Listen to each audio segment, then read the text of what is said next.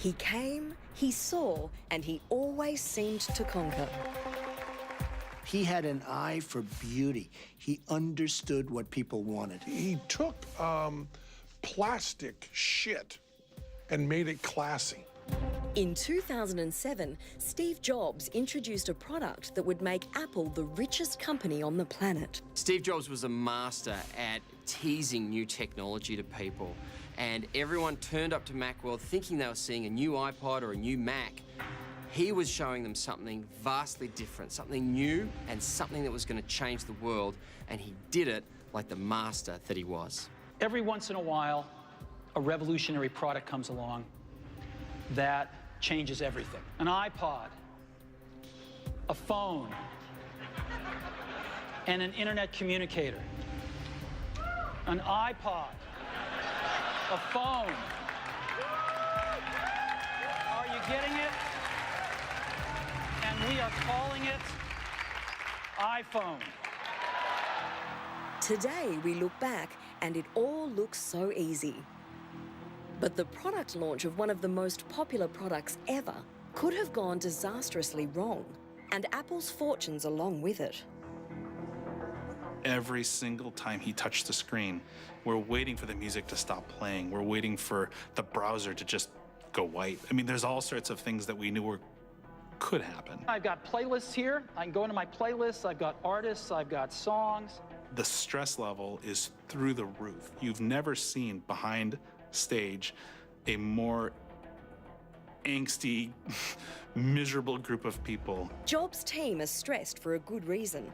The iPhone that Steve is holding doesn't really work. We had a very careful path. It was called the golden path that Steve had to follow. He had to do exactly these things in exactly this order. And if he didn't, it could crash. What the rapt audience doesn't know is that to avoid these crashes, there are several iPhones in the lectern, with Jobs discreetly switching between them.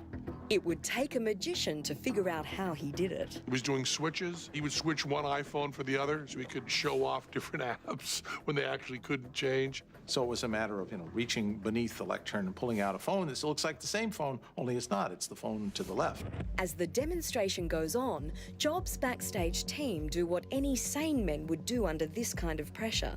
They start to drink heavily. I could play with this for a long time. I just anticipated all this going wrong. So on my drive, I brought with me a bottle of scotch. And what we decided to do is every one of us who was responsible for a certain part of the demo, whether it was playing some music, showing the maps, whoever was responsible for that part would take a shot. Problem was, I'd been involved for all of them. By the time Steve does the big finale, I'm completely wasted. And this grand finale is the most risky part of the presentation. To conclude, I want to show you something truly remarkable. Jobs plans to run all of the features of the iPhone at the same time. And one more thing, make a live phone call. He's got, at this point, maps going, there's paused music. All the software is lit up on this phone. So I'm going to search for Starbucks, and sure enough, there's all the Starbucks. Things could go just absolutely sideways. And I can even go look at that Starbucks, and there it is, and let's give him a call. Maybe the whole thing was just going to go black and then restart. We didn't know.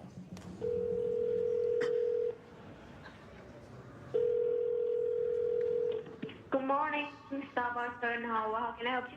Yes, I'd like to order 4,000 lattes to go, please. No, just kidding. Wrong number. Thank you. Bye-bye. The Force was with Steve Jobs that day, which prevented a farce. It was the first time any of us as a group saw just a perfect demo. I mean, we'd never seen the whole thing go off without a hitch. I personally was unaware of any significant glitches that were taking place.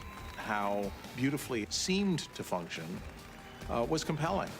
And 6 months later, the world got to stand in line for the very first time.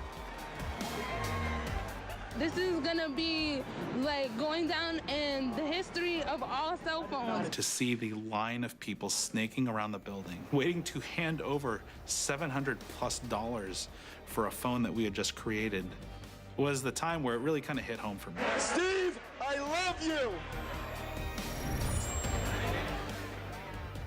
The iPhone becomes the fuel for a new fire of social media. The internet experience became usable, became real, became tangible, became popular. That was where the iPhone excelled. How's the smartphone changed our lives? It's changed everything. Everything is trackable, filmable, shareable.